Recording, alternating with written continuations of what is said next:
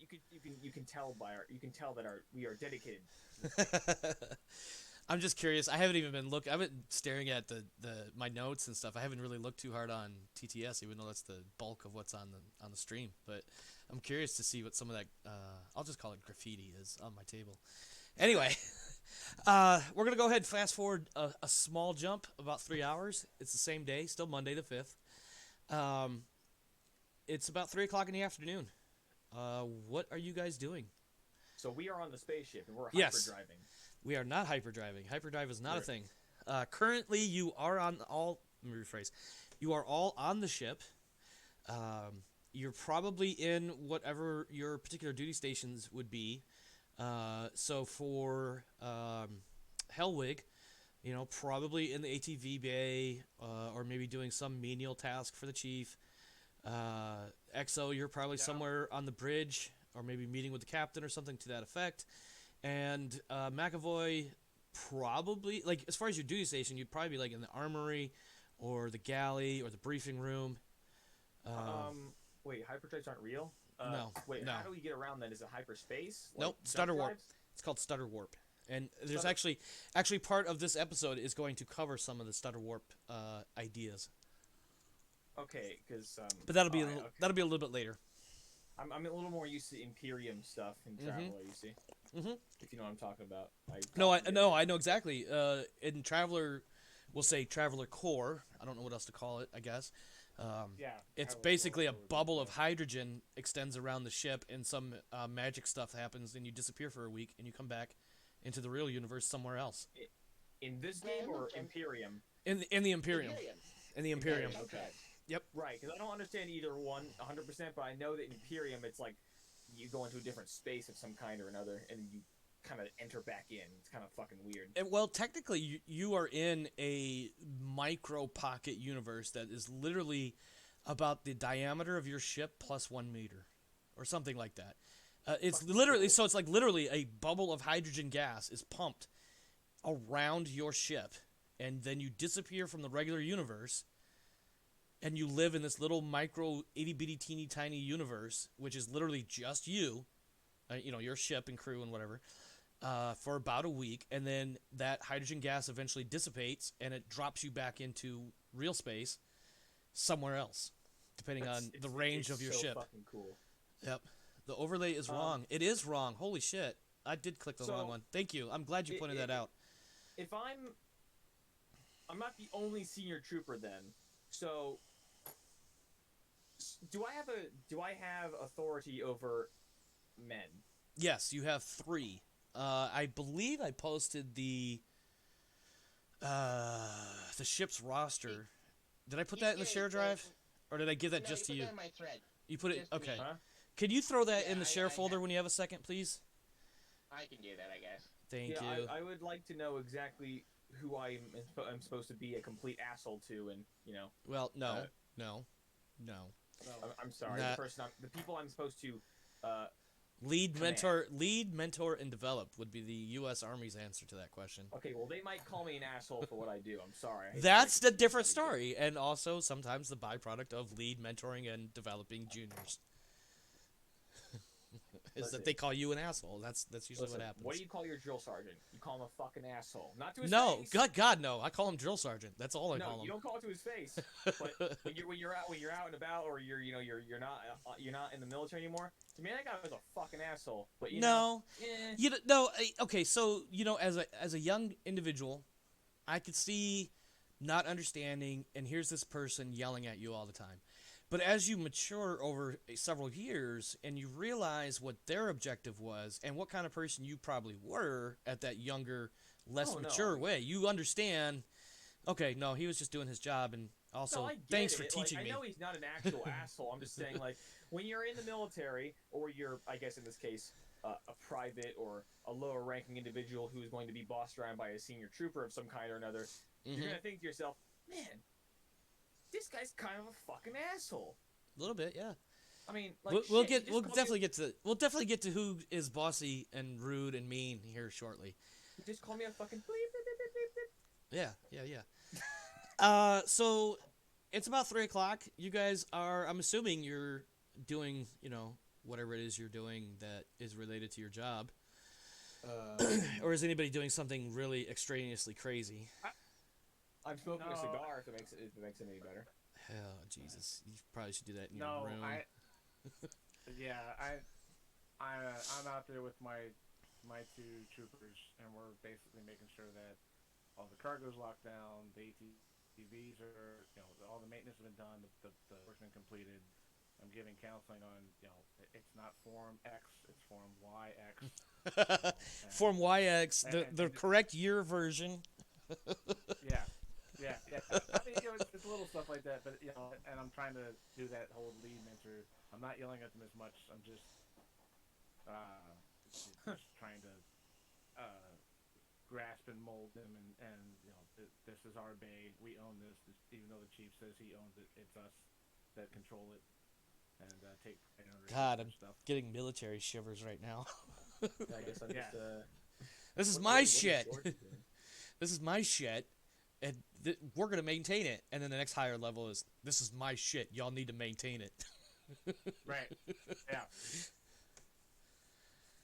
Yeah. What is George doing?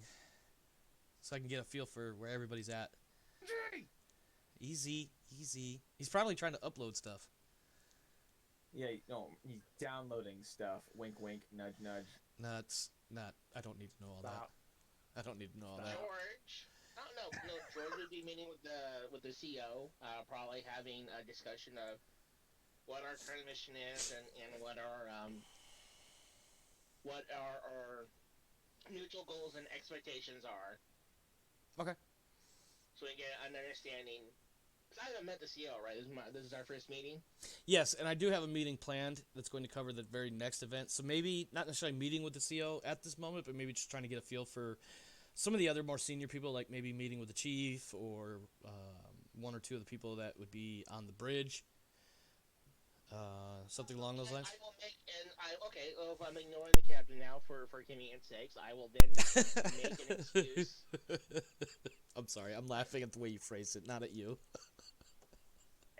I will.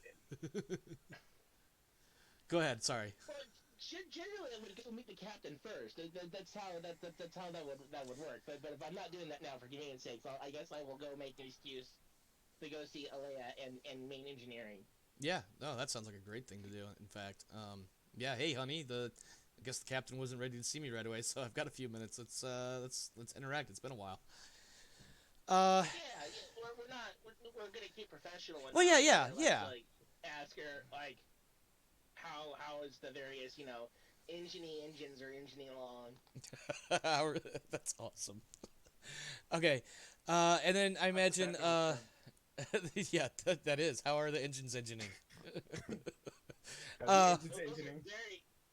Those are very technical spacer terms. How are the engines engineering? Do we need any more engine juice? Yeah, that's a very important thing. Okay, It Don't is. fucking ignore that. It absolutely is. Absolutely. So McAvoy, well, I imagine you're probably in the armory making some trooper's life a living hell or something silly. Yeah, I'm walking through the area, I'm like, okay, actually, first of all, do I know who I am, quote unquote, in command of, end quote? The roster's in the shared folder. Yeah. If you wanna, Shared if you wanna folder? Go get it. Yeah. Where Yeah. would that be? You guys should have the It's in same place as the. NAD stuff. Our game store is where I put it. So the Google Drive. Yep. Yeah.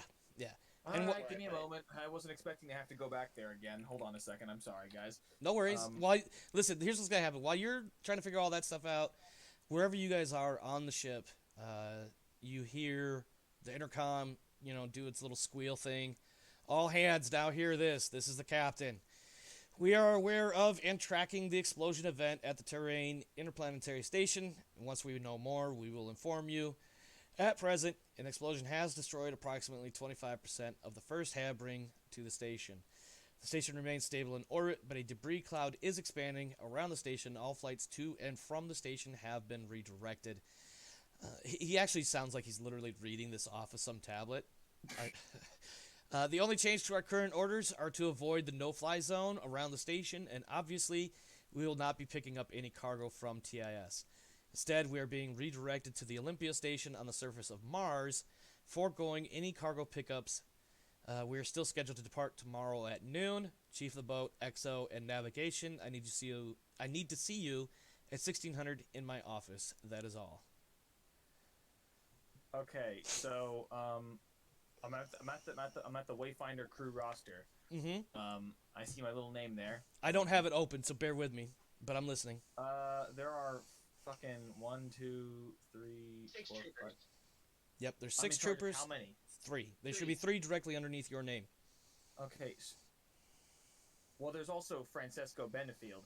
Yeah, well. he's the other So senior who- trooper. So he has. So which ones am I in charge of, and which ones are he in You're charge gonna make me look at this, aren't you? Yeah. Well, it's not actually organized that way. The troopers are all listed together. They're not separated in their. Oh, sergeants. did I not separate them? I thought I did. Let me look at it. Okay, Let me pull well, it in up. that Give me a case- second. Well, okay, well, because if it was supposed to be separated, then I would have argued, could me and Francesco here both be in charge of all 6, in a weird way? I guess, like. Give me a second. Let me pull it up so I can see what it looks like. Because I thought I had separated them into 2 separate fire teams, but I may 'cause not I have. really want to bully Carl here, but I don't know if I should because he might be under Francesco's jurisdiction. Oh, so, I wanna- okay. Never mind. You pulled the other roster. That's not the one I wanted, but it's okay. Oh. Don't worry about it. That's Nope. the one you gave me. So. No worries. I have a different one Yeah. that's actually broken down similar to the rank structure that I gave you guys. Give me a second. I gotta find it. I am praying that Carl is in my roster, please. I want to Flex bully rank. Carl. All you want to say is, "Hey, Carl, Carl." Listen, And Oh, did I put it on a separate tab on that file? somebody with the I name did. Carl deserves to I be did. bullied. Okay. That's all I'm All right. saying. All right. So this should be uploaded, but if you look at the Flex rank structure, there's actually 2 tabs on that spreadsheet. There's the one that's the actual rank chart, and then there's one for the Wayfinder organization chart. Okay. And that will show that you do have Carl Spearman and Buford Aiello, the 2 chasers in the ATV bay that Senior Armsman Hellwig had to go and tell to calm the hell down. Okay, hold on. I'm in the rank structure. Where do I go to see this? Okay. I don't see the At, tab. at the bottom, is there only 1 tab or is there 2? No, there's 2 tabs. There's Flexator and Wayfinder structure. Yeah. Yep. Oh, hey, there it is. Yep. Where do I? Damn it. How do I find this? Oh, I see it. I see it. On the spreadsheet, there's tabs at the bottom. No, I got it. I got Okay. it. Okay, senior pilot, senior operator, senior trooper. There I am. Okay, Yep. Christy, Carl, and Buford. Buford. Buford. Buford. All right, so I'm like, okay, in that case, okay, now that we got that all settled, thank you, by the way. Mhm. Because I just needed to know who I'm supposed to make life a living hell for. I'm, I just walk in, right, and I do that funny thing that that drill sergeant did from Full Metal Jacket, I'm trying to remember and which. I, Yep. I'm Okay. like making sure all their shit's neat and orderly, and making sure their beds are made. Are their beds made, by the way? Yes. Yeah. Are the little lockers locked? Of course. So I see where you're going with this, and to be clear, one thing that is constantly drilled into you guys in regards to any sort of spaceborne operations, gear adrift will fuck something up. So if Yep. your shit is not locked down, secured, put in a box, the box locked up, the box slid under a bunk, and then a drawer is closed. Or you know what I mean? Physical Yes, sir. physical security is a big thing. And again, especially when operating in 0 Gs, you have to have that because otherwise, stuff, whether it's teeny tiny dust particles or something as big as a leather combat boot, could get caught up in the air currents and go cause a problem somewhere else. So yeah, these guys definitely, having been brought up, they didn't necessarily do the 4 years at the Far London University of Science and then go straight into Flex or what have you, but they have had it drilled into them ad nauseum. Lock yo shit up. In that case, if everything is all good and orderly, at least, what are my men doing? My men and women. You've probably got your 3. Yeah, your 3 could be anywhere between the briefing room. In fact, actually, I can tell you more or less what they're probably doing, but god damn it, I'm alt tabbing. Here we go. I can tell you what they're doing. Your 3 in particular are currently in the briefing room, and they have the quote unquote books out. Books. and of course, this is the 24th century, or damn near anyway. They have tablets out, and they have um, various files open on them, and they are like thumbing through them, reading stuff, questioning each other about various events in military history. Sometimes they're asking you know, as you sit there and kind of hang out for a second or two, just observing, you'll hear them asking about, you know, such and such commander at such and such battle. What was the motivation for, you know, this tactic versus that tactic, or how did this commander respond to that commander's advance? Things like that. Well, you know, seeing all this unfold here, these nerds fucking doing history homework, right? Mhm. Which is important. Don't get me wrong. Mm-hmm. You know, I'm gonna give them some time to do that, right? I'm gonna let them do that. But after a little while, I'm going to probably interrupt their little research session, and bring them over to, or kind of quiz them a little bit on their, I guess I could say their accuracy with a firearm. Like, how good of a shot are they? Can they actually hit what they're aiming at? Well, You When have I to say do that quiz, I mean I virtually. want to test them with that specifically. I would like to So- try and see if they can shoot what they want to hit. okay, so go ahead, Charles. I'm going to say, as I'm walking by, and I'm going to say that I'm going to, I don't know if he said this out loud or not. I mean, you can hear me. I'll be like, all right, well, whenever you're done with that, Nerds being literate. I like to see you all try and hit your targets. See if you can actually hit Alright. what you're aiming at. I'm gonna grab him and mention that we don't have any fighting ranges on here. Are you kidding me? Mine throughput, it's simulated. You'll have to use the VR consoles. And VR is bullshit. Actually, Would you like holes in the ship? Benefield kind of pokes his head in from the other side of, you know, a different entrance into the briefing room, because if you guys remember from the ship diagram I showed you last week, the briefing room is basically directly under the bridge.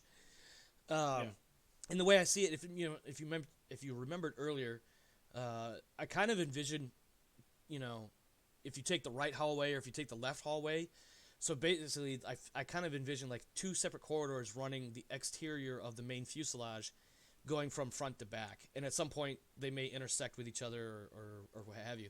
So as you guys are having your conversation, here comes Senior Trooper Benefield, the other fire team leader, poking his head around, you know, I don't know, around a bulkhead or what have you, and he's like, actually, while the virtual thing might be pretty cool, we do have borescope kits in the armory. Or no. I've always been more of a proponent of, you know, real life fired. Well, You know? okay, to be clear, in case anybody here or the viewers at home don't know what I'm talking about with borescopes, fundamentally, what I'm trying to get at is that the borescope is something that is placed inside the muzzle and barrel of a firearm, and it's used to ensure that at various distances that what the muzzle is pointed at is the same thing that the sights are pointed at, especially if you have scopes or laser sights or anything of that nature. And they can be scaled to account for various ranges. So even though you have, like, say, 10 feet of space to work with, you can actually set it to be scaled upwards of, you know, 300 or 400 meters. And it's the 24th century, so we could probably scale things to represent or replicate 1,000 meters if we really wanted to. And there's pretty laser, nifty. and there's actually in real life there's even laser tag bullets. Yeah, mines, memes, something like that. Yeah. Pull Yeah, the Miles. trigger and laser goes out. Yep, Miles. Yeah, Miles. Miles gear. Oh. Miles, that's it. Yep. Yeah. So I just so need- what this I would just need so what this would entail is, and Benefield's kind of giving you that look like, listen, we don't have time today, probably won't be able to do it tomorrow, but, you know, while we're in transit to wherever we're going next, you know, we could probably set up a training event of sorts for the 6 troopers and have them just, you know, whether one or two at a time or what have you, have them in the armory doing these borescopes, verifications or whatever you want to call it. And you're not necessarily going to have a situation where you could set up any sort of like competitions, and even in the military we called it weapons qualification, where you actually had to fire and score so many points in order to be qualified on your weapon. Yeah. But you could at least get, you know, the weapons something close to Battle Site Zero, so that when you do have a chance to actually go to a range, your weapon systems are closer to being accurate versus having to start at what is called, at least in the Army, it was called Mechanical Zero, which is almost like a factory reset of the sights. Right. Well, that makes sense, and that's what I want them to do. I'm gonna be like, all right, when you're done with your little history lesson, you Okay. have to do some real training. All right. And then you hear behind. I'm gonna cut in. Sorry, I'm gonna cut in because I do have a couple No, points it's to hit. fine. No, go ahead. As you and Benefield are discussing this, you hear a female voice almost directly behind you, McAvoy. It says, "That's good. That's good. That's exactly what I need my senior troopers doing. You, new guy, we need to talk." And as you turn around, you realize you're talking to Latoya Hurst, the troop commander or lieutenant. Well, I stand to attention. Well, 0G, you're not going to stand too well. Do be careful Okay, of I'm how. going to do my best to stand to attention. So However the fuck I as can. because I'm a smartass, I have to say, be careful how smartly you snap that salute. You may just put yourself into a spin. Oh my god. Okay, that'd be funny. Yeah. Please don't make me do that. So we'll leave your scene there. We're gonna go I'm to gonna this. go pee while I'm doing that then. Thanks for sharing. We are going to now transition to the 1600 meeting between the captain, the XO, and navigation, and the chief of the boat. Boat chief. Sorry? Boat chief. Yeah, boat chief. This is Billingsley, who is the likes to use short sentences individual. In short, what the captain... Pardon, sorry, I just drank some and I'm trying not to burp too much. What the captain wants to do is he wants to review the transit plan to get out from Terrain and into the solar system and to arrive at Mars. And I'm going to do a little bit of, because I know as the XO you wouldn't necessarily be doing all this navigation. The navigator, which is, looking at my chart, his name is Marshall Tran. He is the assigned navigator for the ship. He's also designated bridge crew. Tran will basically, this meeting is in, hold on, let me find my notes. Oh yeah, so everybody is crammed into the captain's office. And again, this is another one of those 10 feet on a side, square, basically, kind of things. There's not a lot of room. Tran has a tablet, and he's got, basically flight charts pulled up. You can see, as far as a graphic sort of thing, there's a marker indicating the ship in orbit around Terrain. There's a dotted line curving away from Terrain into deep space, and then there's another marker that indicates where the transition to FTL will take place. He flips it from that image to another image, which shows basically the same thing but in reverse. Coming out of FTL, transiting through system space towards Mars, and then eventually arriving at and landing on the surface of Mars at a place called Olympia. For longtime Traveler fans, by the way, Olympia at one time was actually called Sagan, but I changed the name for our narrative because we are going to break tiny bits away from canon as established for 2300. And this is one of those minor changes. So basically, he's giving a briefing to everybody. You guys are the three top people of the ship, and then navigation. His whole purpose, of course, is to make sure the ship leaves, goes where it's supposed to be, and arrives the way it's supposed to. And so he's basically briefing the commander, the boat chief, and you, the XO.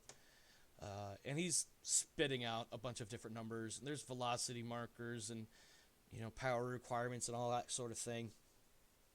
But in short, what he's talking about is you guys will depart tomorrow at noon on the 6th of April. You'll be in transit to the threshold. That will take a little over 1 day and 9 hours, which means at about 21:11 hours or 9:11 p.m. Wednesday night, you will translate to faster than light. You'll be traveling at faster than light velocities for the next 2 days, 10 hours, 53 minutes. You'll arrive in the Sol system 8 o'clock in the morning on Saturday the 10th. And then you'll spend just under just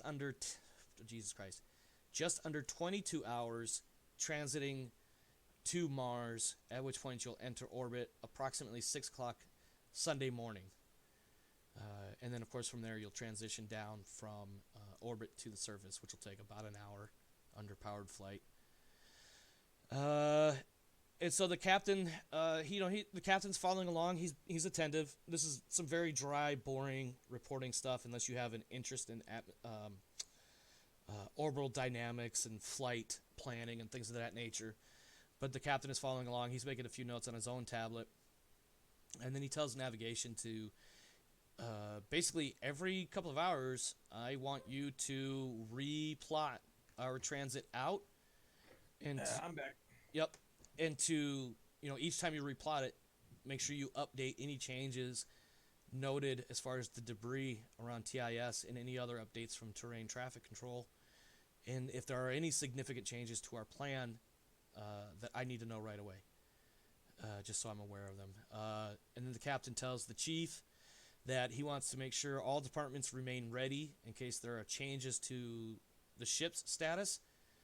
Specifically in case they end up having to do like damage control or rescue or anything to that effect. And he gives them a couple minutes to see, there's a little bit of back and forth, verifying orders, questions being answered, things of that nature. And then after another minute or two, the captain will tell the XO, stand by for a moment, and he'll dismiss the other two. And so now it's just you and the captain. And for some reason, I never actually wrote up a physical description for the captain in my notes. I don't know why I didn't do that. You sometimes you forget the most obvious things when you're DMing stuff, Josh. I understand that. He looks like Fabio. No, he looks like me. No, he doesn't. For real. I relate to that. I used to DM for a little while, and sometimes I'd have all this cool plans and stuff, and I'm like, wait, I forgot to describe this shit. Mm-hmm. Fuck. And it's right here in the middle of your conversation, describing a scene or whatever, and in the middle of the stream in my case, and you realize, motherfucker, I forgot something. It's like the most obvious thing too. Yeah, it is. It is. It really is. So Captain Briggs, I believe I told you guys his name. His name is Jason Alexander Briggs. All of his, anytime you see his name, it is literally Jason A. Briggs. It's not Jason Briggs. It's not, anything else. It's literally Jason A. Briggs everywhere that you see his name. He's got this kind of a hang up on making sure his middle name is in there. I have no idea why. I just thought that'd be cool to be, just one of those little personality flexes. Physically, he's probably about 5'8", 5'9", decent shape. He doesn't have any he doesn't have swollen pec muscles or anything silly like that. Just an average build. He's got some dark brown hair and eyes. His hair is kind of long, not super long, not like waist length or anything like that, but like probably about shoulder length. But he keeps it pulled back in a tight little, I don't know, that like probably looks more like almost like a rat tail, but he's definitely got it pulled back pretty tight, pretty crisp. But it almost has more of a practical approach than it is any sort of, personal affectation as to how he wants to present himself. It's more of like, yeah, I don't want to let my hair grow, or I don't want to cut my hair, but also like, let's be practical. We don't need hair flapping everywhere. So he's got it pulled back pretty tight. He does have a beard. He's got a little bit on his chin that is starting to turn gray, but otherwise it's, the same color as his hair. His beard is meticulously maintained. He's one of those guys that like, you could tell along like the cheeks where he trims it super close. Kind of things. Other than that, he's, that's pretty much it, really. There's nothing more there. This is his first opportunity to meet his new XO. So he introduces himself, of course, as Captain Jason A. Briggs, former U.S. Navy. He has been the captain of the Wayfinder for the last 5-ish years, I think. At least 4. he is glad to have a new XO, because one of the first things he says, other than introducing himself and all that, is the previous XO was actually fired and then arrested for fraud and embezzlement. Apparently, he was not doing a very good job of keeping the books up to date, and when the captain found out about it, hold on, let me actually read my notes instead of paraphrasing them.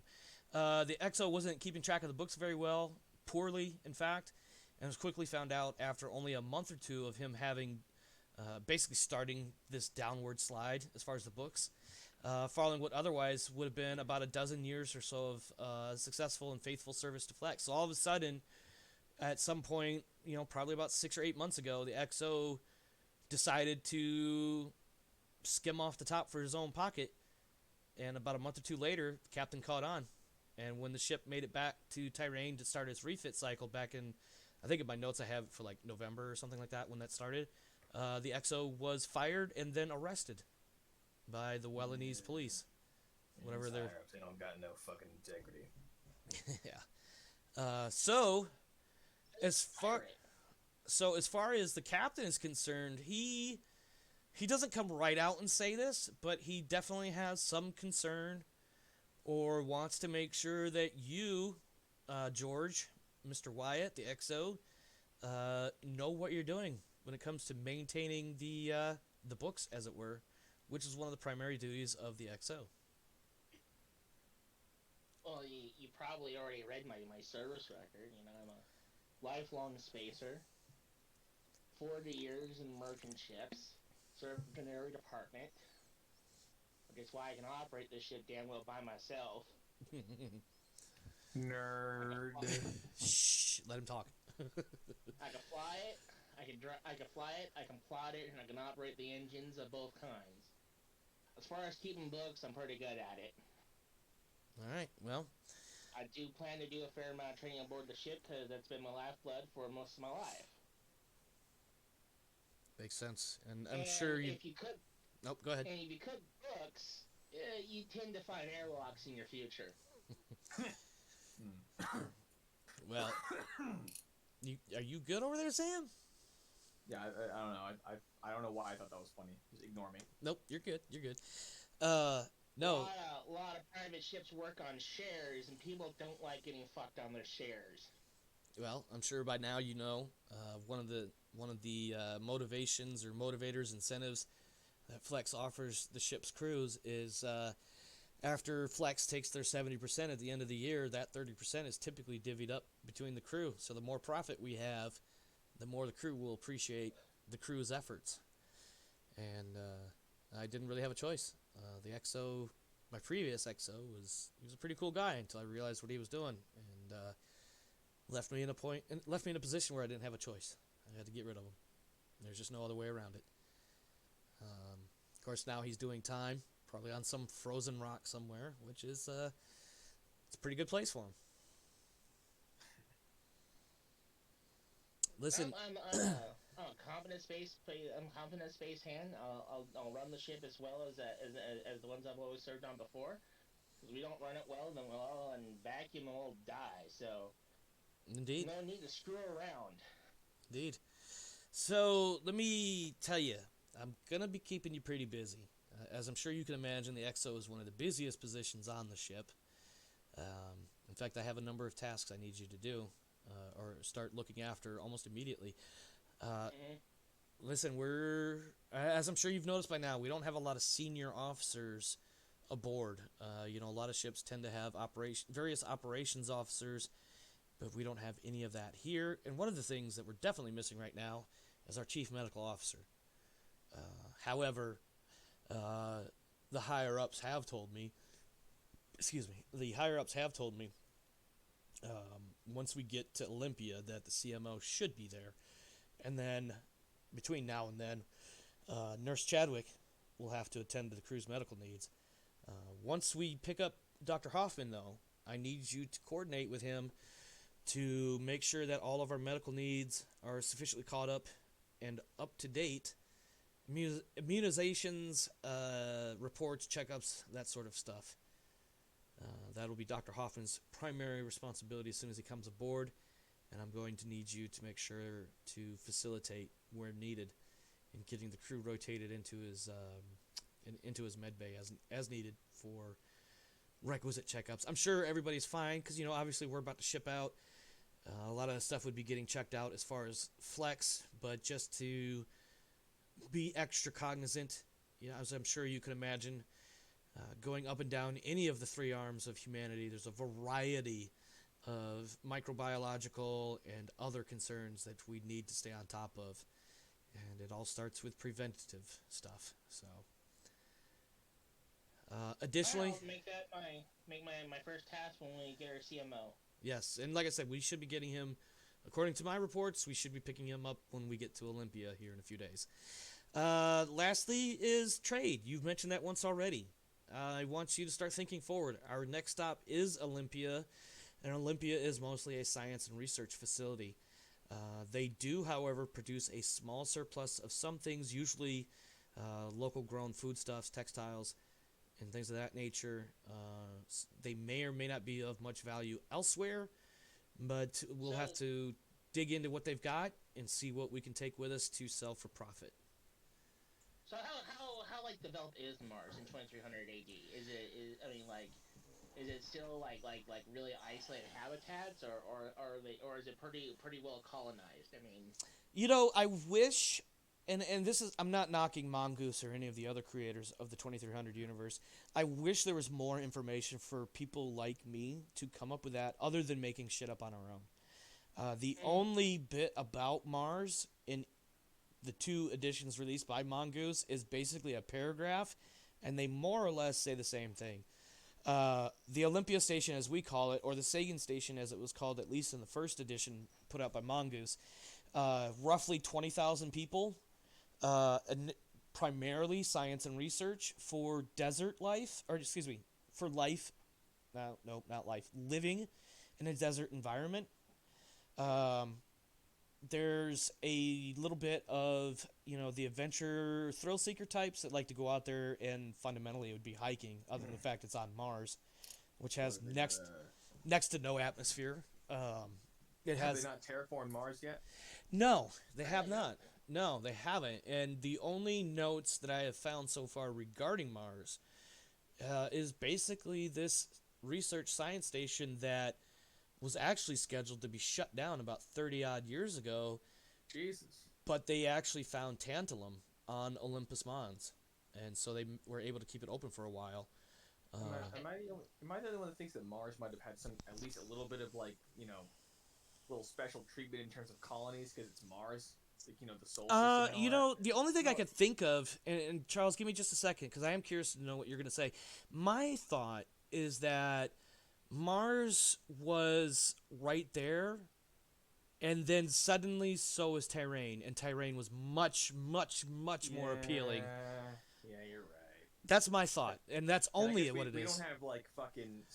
I guess this. I don't know about this universe. I don't know too much about technology in this universe, but I'm assuming they don't have really advanced terraforming tech. No. We're not talking anything from Star Wars with these massive multi-story facilities that slowly transform the atmosphere. Charles, you were about to say something, though. I'm curious to know what you were going to say. I'm just going to say that that's one of the kvetches, the complaints, bitches, moans, groans over the Mongoose forums a little bit is that hey, we love the fact that there's all these arms, but what does Soul Center look like, right? Yeah. And I want to think one of the last replies officially was that it's coming, but not soon. Yeah. Yeah, it's not on the docket yet. But apparently, really? from what I understand, Mongoose, when the cool thing Mongoose does is they give you their entire print list for the year. Yeah. There is material relating, or to some extent detailing the core, and for clarity's sake. Thing. Yeah. Well, there's when it comes to the core, it's basically the Sol System and Alpha Centauri. I have information from the first edition of Mongoose. I have information from the second edition, which obviously you guys have as well. I have information that was put together from somebody on one of the 2300 Facebook groups I'm in. I don't remember specifically who, but I have a little bit of information there. And obviously, somewhere in, I'm going to say GDW. I'm not sure if that's right. I might be getting my franchises confused, but Yeah, it was Game Workshop. yeah, Originally, 2300 was an independent line. Yeah. So, yeah. so there's Oh, that's plenty cool. of information out there. The problem is there's never been a lot of work done on developing the Soul system to the degree that we would probably think it would be. Now, I'm fine with Mars being undeveloped. Yeah. I'm just asking to fill myself out, because I've probably been the soul like dozens of times yeah, throughout my career. Yeah. yeah, So. yeah. And I think the I cool mean, thing is, go ahead, Charles. Go ahead. I'm gonna say realistically, it probably has. I hate to say it's like this.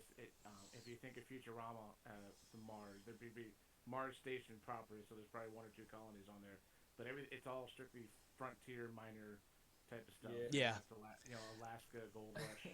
I think. I think I think my perception of Mars has been slightly infected by 40K and the whole cool ass Adeptus Mechanicus shit. You know what I'm talking about? That's a fair point. And here's what I'm going to point out, and it kind of goes in. And this my original thought that I mentioned a second ago might have been influenced to some degree by this, but it actually kind of makes a lot of sense.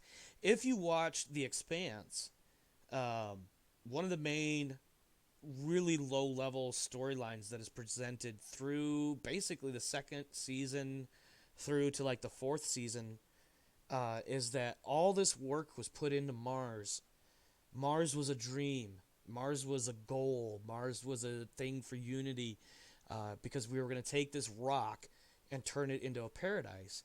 And then all of a sudden, the Ringgate network opens up. And I'm talking specifically about the TV show. I've only read one book of the book series. Wait, isn't that the one where isn't that the one where Mars revolts against Earth? Like Yeah. Earth Authority. Yeah. I mean, there's a lot of stories that have that theme. But yeah, fundamentally, that's one of the things that happens. Yeah.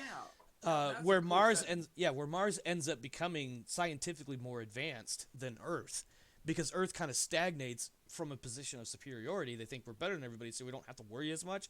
Whereas meanwhile, Mars is like, no, we need all the science in order to just survive and make this thing on Mars work. So what happens, of course, is this ring network opens up, and we've got all these garden worlds suddenly available, or worlds with a lot more potential than Mars has.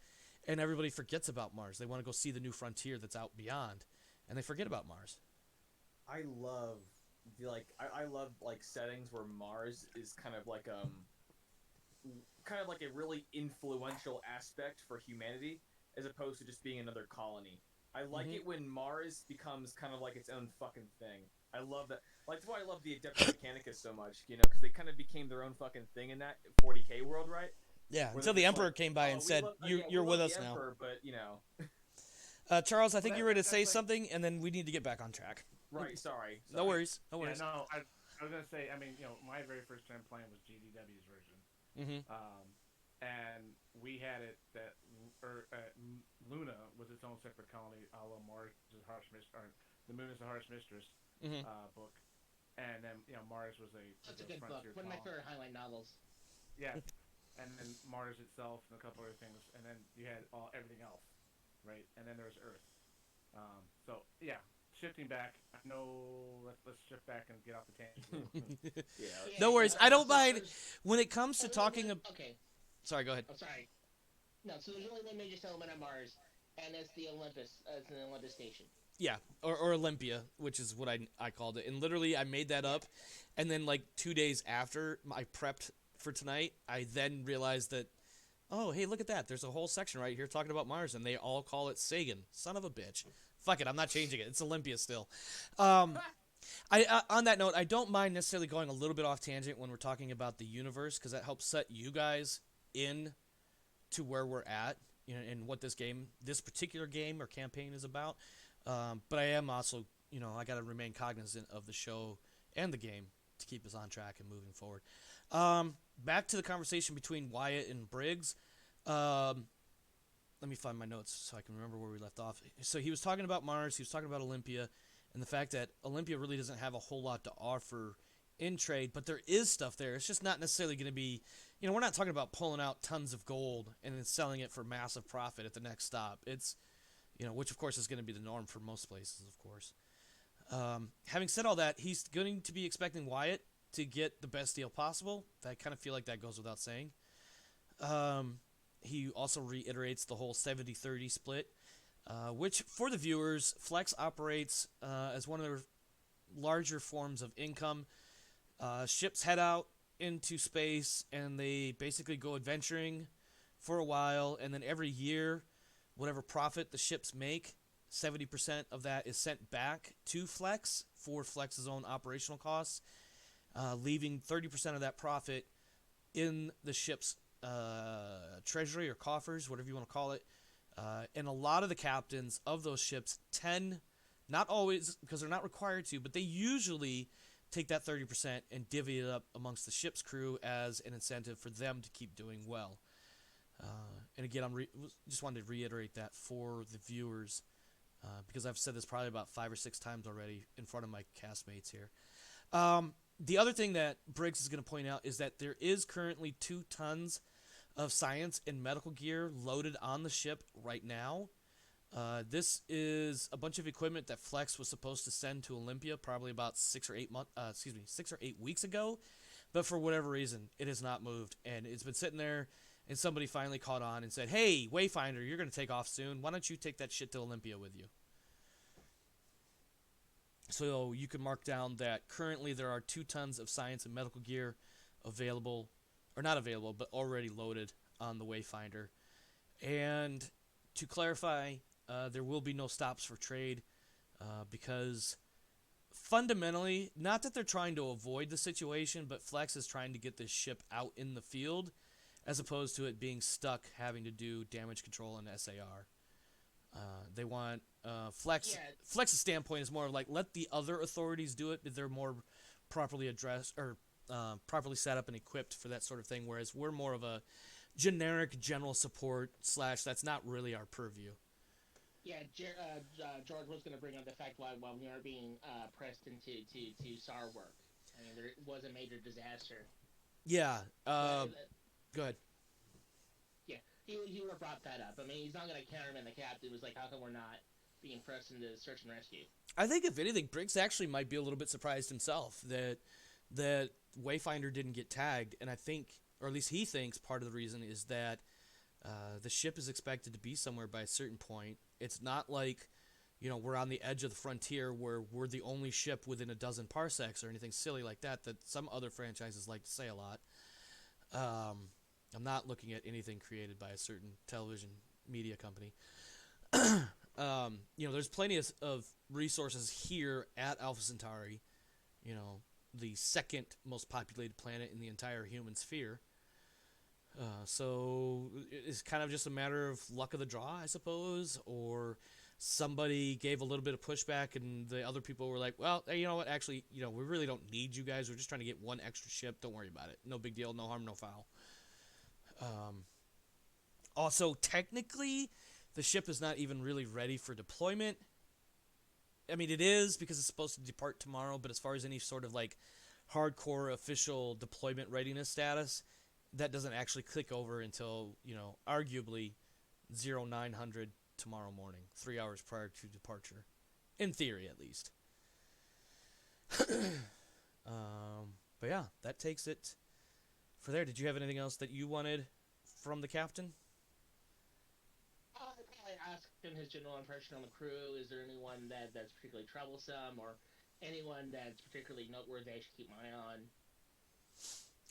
Well, the only person that he had a problem with, he removed him already. That was the previous XO. Other than that, a lot of the crew is new faces, new people. Chief Billingsley was with him on the previous cruise that took about 4 years. Basically up and down the French Arm a few times.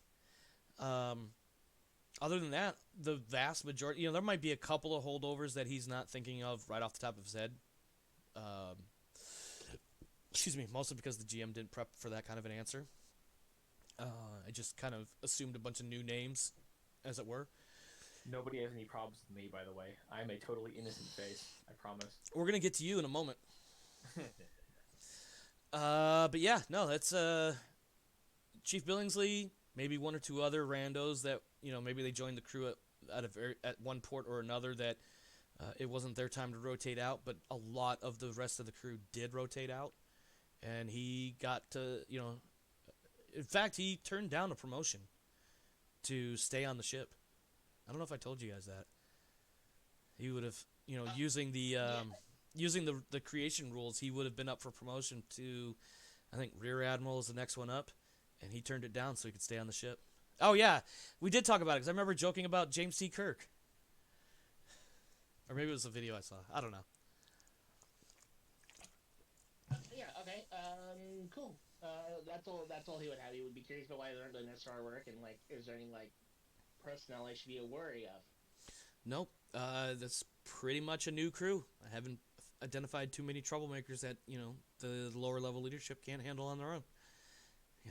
There's probably a couple down in the ship's troops, since they take up roughly 1/3 of our crew by themselves with no real reason for them to be here. But Flex asks and Flex gets. So Yes.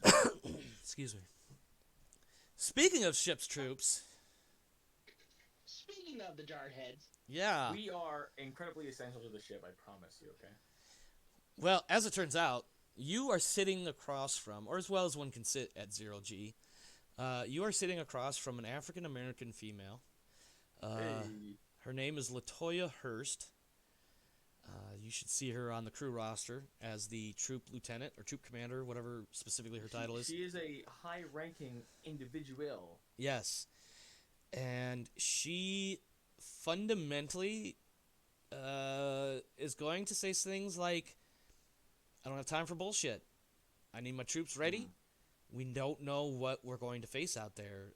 But for her, this is not her first rodeo in Flex. Her previous tour was on a different ship as the troop sergeant. She recently got promoted to troop lieutenant, or whatever the specific title is, because I can't remember. Troop off the top of my commander. head. Troop commander. There you go. So basically, she got bumped up between the end of the last tour and the beginning of this one. And she expects the following things. I'm trying to find exactly where my notes are. Give me half a second. So Benefield told you a few things about her when he went and picked you up at the station. Hard ass. Yes, hard ass was one of the big ones. The other one that he probably would have told you was that the captain, according to what Hurst told him, the captain has zero intention and zero desire to actually use his ship troops. Figures. On one hand, the captain believes that if he has to use his troops, he's failed. On the other hand, it's the French arm. It's not like we're fighting anybody anytime soon, and therefore there should be no need for these troops, especially so many of them, on his ship. However, his opinions were more or less kept to himself. He still acts cordial and polite and whatever towards the lieutenant and any of the troops in particular, but he definitely expects Lieutenant Hurst to maintain a very strict control over her troops, keep them busy, because idle hands, as we all know, are the devil's workshop. Of course. Further, part of that, or part of Hurst's mentality is based on what the captain has said. Part of it is based on proving the captain wrong, that, the troops will be needed at some point. Don't be afraid to use them, or something to that effect. But also, this is her own personal philosophy: military history, military leadership, a variety of college courses relating to those topics. She basically hands you a tablet. It's brand new, and it is, well, we'll say about 80-85% full. And she expects you to get reading. All right. Any I'm gonna light my brand new cigar, since George isn't here to fucking stop me. and she promptly tells you, "Don't you light that in here."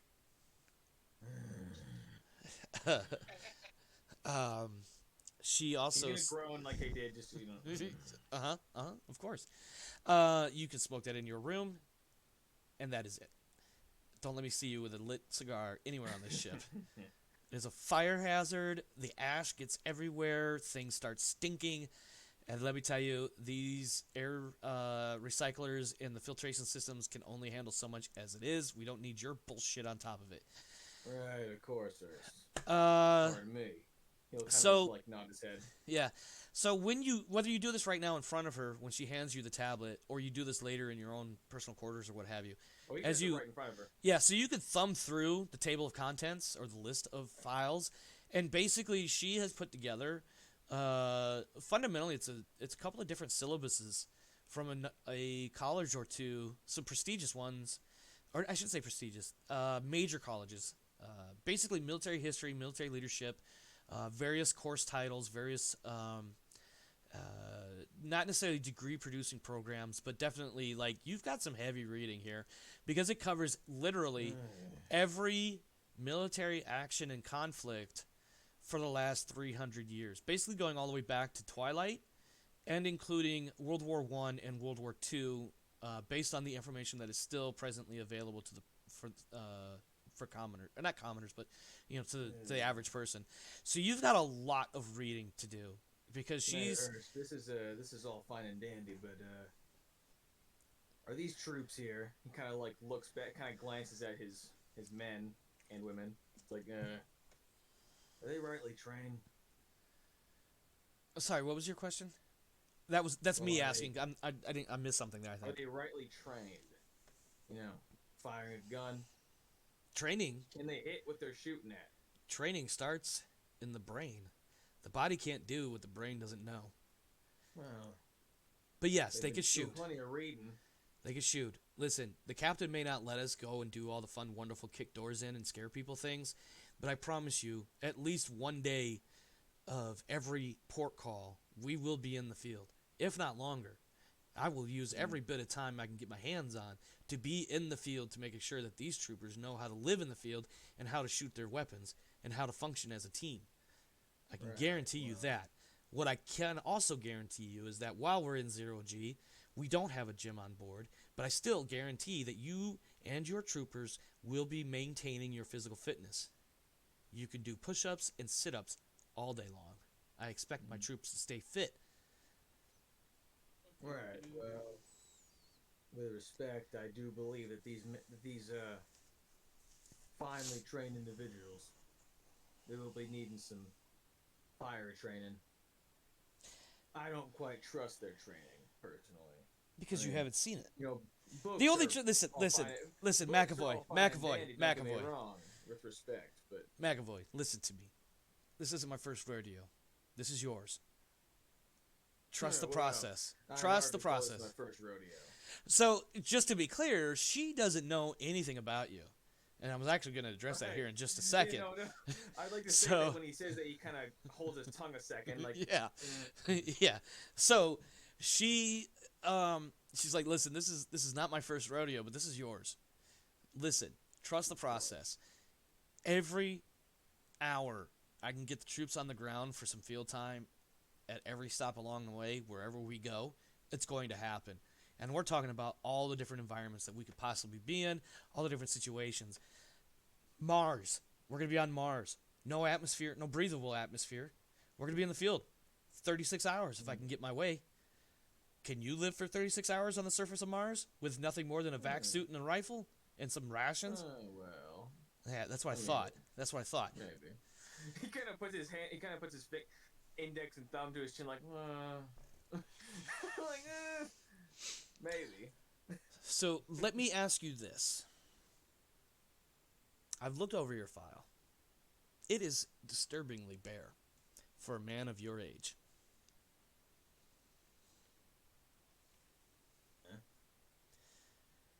You act like a grunt, but there's no grunt history in your file. In fact, there's next to no history in your file.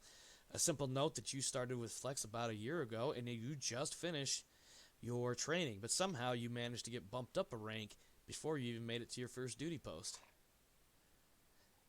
He kind of taps his foot, looks up a little. Let's call it classified information and leave it at that. She definitely gives you one of those looks like, bitch, please. A little smirk on his face, like, let's call it classified information. Yeah, she's not happy about that classified You can classified take it information. Up with the IXO or captain. I just might. Do you have anything else for me? As long as my boys here get proper training, I don't mind. Don't worry. I'll be talking to Sergeant. I can't remember his name. God damn it. Franco. Julio Franco. That's his name. I'll be talking to Sergeant Franco. we'll definitely be getting some training time put together. Don't you worry, and you'll be out there with him. He nods in agreement, Dismissed. and yep, dismissed. And he's gonna go to a slightly private location and try to get a puff of his fucking cigar. He's been wanting Well, for ages. She's already told you can smoke in your quarters. Yes, please. Your roommate, by the way, is the other senior trooper, Benefield. Oh God, this guy. Yeah. So if anybody's gonna have a problem with you smoking in his quarters, it's going to be him. Oh God. And I will say this: if you go straight from Hearst's little, it's not really an office because she doesn't rate one. But if you go from her little meeting area that she just had with you, probably in the galley, because the briefing room is probably being used by the troopers right now. If you go straight from there to your quarters, Benefield's not in there. Excuse me, Benefield is not Thank in there. God. He's in the armory. That's his place of duty. Is in the Thank God he armory, can't making lecture sure. me. Yeah, Okay. yeah. There you go. So there is a solution that Shane probably is aware of the fact that, he just needs a containment device for all the cigarette smoking, so he can smoke inside like a space helmet. Yeah, yeah. No, If there's he's a way to. smoking- you have to wear a fucking helmet when he's smoking his cigar. Okay, come on, it's silly. Well, the other thing too is cigars aren't smoked so much as they are puffed on. That's what I'm getting at. No, Yeah. I understand that 100%. Yeah. You don't. That's. I mean, you can't exactly smoke a cigar because I like, argue that every day. No, not every Well, day. because But like anyway. a cigar isn't like a cigarette with a filter. If you Yeah. fucking inhale cigar smoke, you're gonna fucking inhale tobacco leaf. Like you're gonna. I mean, fucking, that's what a cigar is, and that's what Yeah, cigarettes. exactly. Anyway, we're getting off track. The Right. point being that if you were in a space environment, not space environment, spaceship, there are ways to fabricate a smoking area without causing too much problems for others nearby. Although you will ultimately cause an extra bit of wear and tear on the filtration systems for the ship's atmosphere. Hey man, as long as it ain't no smoking zones, I don't give a fuck. Well, generally speaking, until the captain otherwise says, the captain and any other senior leaders have not specifically designated the ship as no smoking. It's generally assumed that if you are going to do it, you need to do it in your own quarters. Don't do it in common areas, which is basically everywhere but your quarters. Well, I hope that my character hasn't come off as too unprofessional, because trust me, he is quite professional. Well, Lieutenant Hurst is definitely going to have questions about your background. I mean, But more come on that later. I'm a cool dude. Yeah, come on. yeah. More on that later.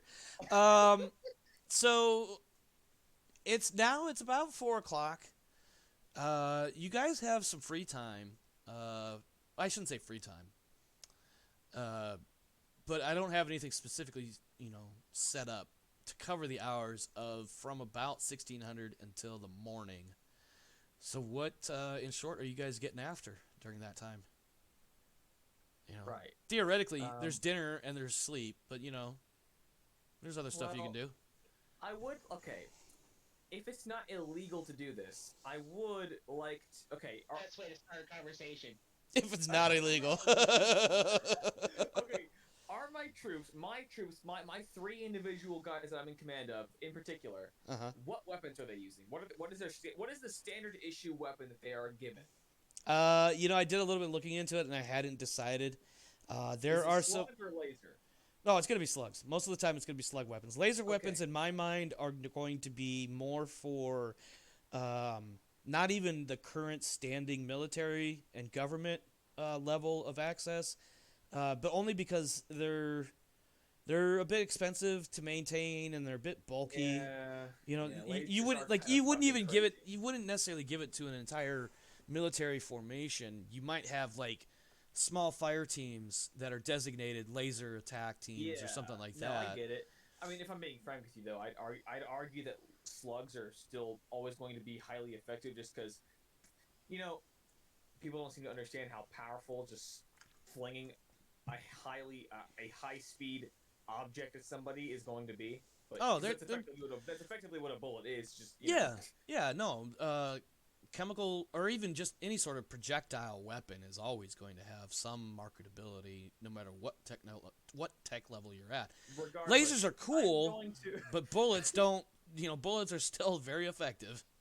I'm going if it's not illegal, and you can fucking have whoever the fuck you want come in and stop me from doing this or get angry at me because I'm going to do this regardless because this is how he believes it should be done.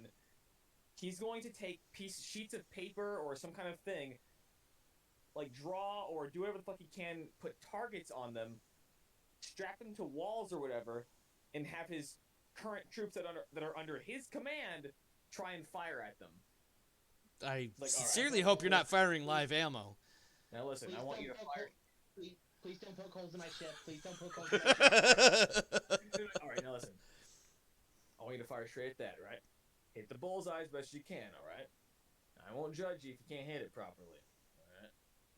Please don't poke holes in my ship. Please don't poke holes in my You're ship. gonna take a puff like, all right? Now, Swiss cheese is not space safe. Swiss cheese is not listen, space safe. I Oh will my accept god. If anybody stops me, I don't care. I won't get upset if somebody. Well, tries to okay, stop so me. the only question I have is this. You're telling your guys, hit the target.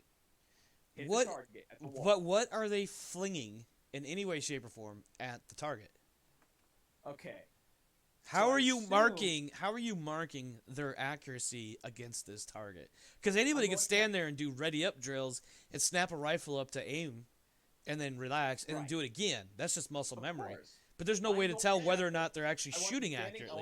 I want them standing up. I want them standing up. All right, hold I on, want them hold on, standing up hold with on. their rifles, Uh huh.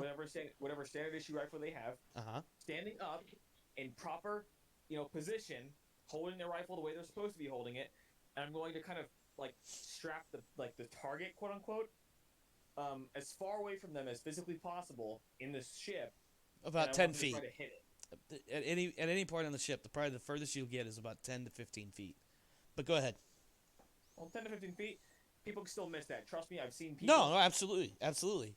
I've seen people shoot at firing ranges. They can't hit shit. Trust me when I tell you this. I So I I wanna say, spent okay, many I wanna say, a day in I the want you range. to at least hit the bullseye on that. All right, this isn't that hard. Trust me. All right. All right, but what Hit is the bullseye on that actually target there. what is actually striking your hand-drawn bullseye target? Well, I don't know. What's the standard issue rifle or the standard issue gun for these? So I'm gonna walk up to this and as I see him yelling and trying to load weapons, I'm gonna just shout at him in a very guttural German. Stop! What? No shooting light ammo. You were told already. Huh? I'm training my troops here. No. You were told. There is laser tag systems. There are virtual reality systems. You shall use those until such time as we land in Mars. You want to shoot? There are ranges on Mars. I need to start grabbing the weapons from him. So here's let me. I know you from someplace. I know you from someplace. Oh, I gotta shut up. No, I want to see this. All right, virtual reality ain't the same thing. All right, there's a difference between virtual reality and real life firing. All right, these boys here, these youngins, they need to understand what it's like to fire a real rifle. All right, a real gun. You want to understand what real decompression looks like? You go pop. This is obviously, I'm going to say out of character here. This is definitely something that McAvoy would absolutely 1000% know. He spent his life as a space pirate. I may have let a bit of a cat out of the bag here, but there's no way he would not know that. That's why I was trying to get you to say what was going to actually hit the target. If it was a laser, and not even a high-powered, like, actual tactical laser, like just a bore sighting laser, that would have been fine. Anything more than that, we're going to have problems. I didn't think their slug weapons were that fucking strong. We're Jesus. talking about a bullet that can puncture a hole. Like, keep in mind. First Okay, off, listen. first, punching a hole in hold someone's on. flesh is different. hold on.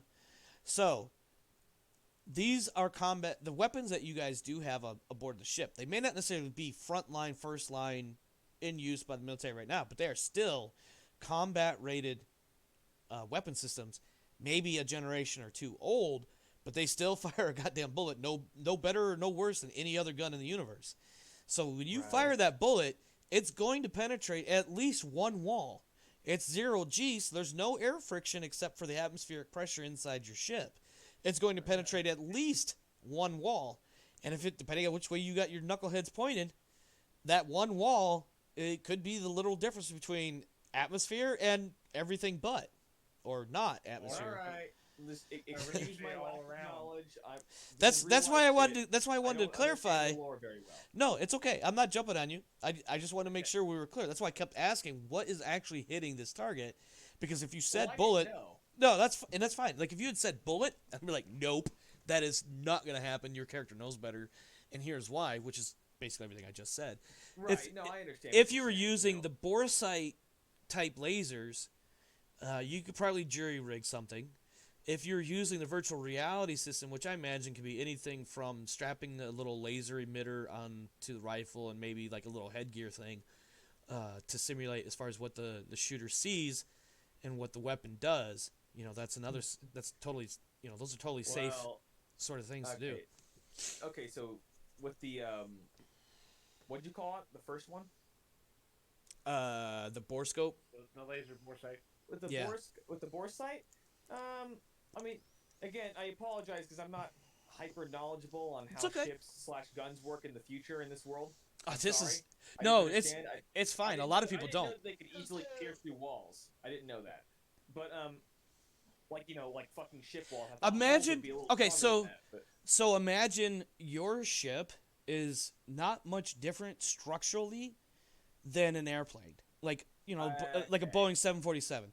Now, Right, okay, I get it. theoretically, some of the materials that are used are going to be denser, stronger, lighter, 300 years from now, whatever.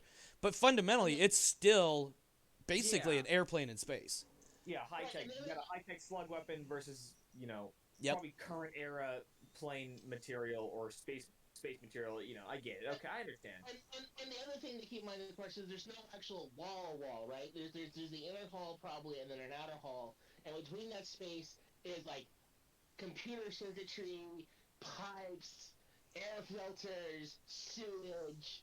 Yep. Right. Okay. Sorry for my dumbassery. I No, it's apologize. fine. No, it's cool. I'm a space nerd, so this is like stuff that's already in my head. It's really Okay. fun having other people learn. Yeah. Putting Definitely. balls in shit's bad. Yeah. Well, I'd like to think that maybe they fired a one shot. Maybe something happened. Maybe Nope. nothing happened. But somebody Nope. heard it. Nope. I will tell you right now, nobody on that ship. Keep in mind that you as a player may not necessarily understand a lot of this stuff, and that's absolutely Yeah, perfectly I'm fine. sorry. Your characters and the NPCs would know that, and they know that the minute the rifles were being handed out for some sort of weapons training, no big deal. But the minute live ammunition starts coming out, red flags popping up everywhere by everyone. Oh no, that's what I'm saying, right? The Here's army, what- probably, the army probably wouldn't even let him check it out. Yeah. Right? I mean, Yeah. Yeah, you might be able to take your He weapons gets out of the ready to arms start room. he gets ready to start shooting at targets, and that's just before anything starts going off. Yeah. Charles's character hops in. Yeah, and at which point we could retcon it to basically like, okay, I hear you, Charles's character. Let me Yeah. show you that I've duct taped these bore sight lasers into the bore. We're doing the best we can with what we got. Nobody's trying to Swiss cheese the freaking ship, okay? Yeah, no, relax, man, relax. Oh, I'm just trying to train my and- troops here. Okay, and I'm just gonna sit there and I'm just gonna look at him, kind of squint at him and go, "I know you from someplace." Yeah, we definitely need to keep that line in. We can't retcon that one out. Yeah, I actually know your face from somewhere too. If I remember correct, he's gonna And kind of then hold I'm his just tongue gonna for a second there and be like, I'm gonna give it back and I'm gonna start walking away, and then just mentally note that I need to look up him in the background, or bring up my concerns to the chief. Okay, yeah, definitely. Manuel, I guess we're not doing this today, but Now, to be clear, you could continue doing some sort of weapons training again with the, mocking up, not VR. mocking, yeah, setting up some sort of VR, pardon, or doing that borescope thing. Anything more than that is just Well, I not mean, going to happen. It's too not safe. Lasers, right? Yeah, Yeah, but they're Well, not like, laser what- like I'm going to burn a hole. These are like, Well, no, because lasers They're are like different laser from pointers. slugs. no, Well- these are like laser pointers. Yes. that you can have. I mean, Yes. I have one Right. for my own Here's the hunting thing. rifle. It's like a laser pointer, and you can actually buy a little target set that Okay, actually no. set it in. I understand what you're saying. But here's the thing: if their standard issue is slug, a laser pointer, sure, might help them a little bit, but it's not going to be the same simulation as firing an actual No, slug absolutely. gun. Absolutely. You're absolutely correct. You're right. Because the muscle memory and the reactions are different when you fire a bullet versus you click something and a laser comes Yeah. out. You're And absolutely right. My character's a slug specialist, if you Yep. couldn't tell from his stats. Yeah, no, we know. The thing is, you have to. So this is an actual thing that I've had to deal with. Charles probably had to deal with to some extent when I was in the military. Was that, we could take our weapons out of the arms room whenever, more or less, whenever we wanted to, as long as the arms room was open, and we could go out in the backyard, literally the backyard outside, the grass outside the office building that we worked in, and we could do all sorts of weapons drills. We couldn't fire shit because the ammunition was stored elsewhere. We'd have to go to a range. Like, we're talking, like, you have to plan this shit out, like, minimum 6 weeks out. You couldn't just that makes arbitrarily sense. wake You up can't one just day fucking- and you go can't get just this say, shit. I'm gonna go practice on this range with my cool epic bullet gun. Yeah. And then somebody's like, all right, sure, here you go. No, So no, I get so it. one of It's the like- things so one of the things that we would do, and the primary purpose of this particular drill I'm about to describe, is trigger control. So Yes.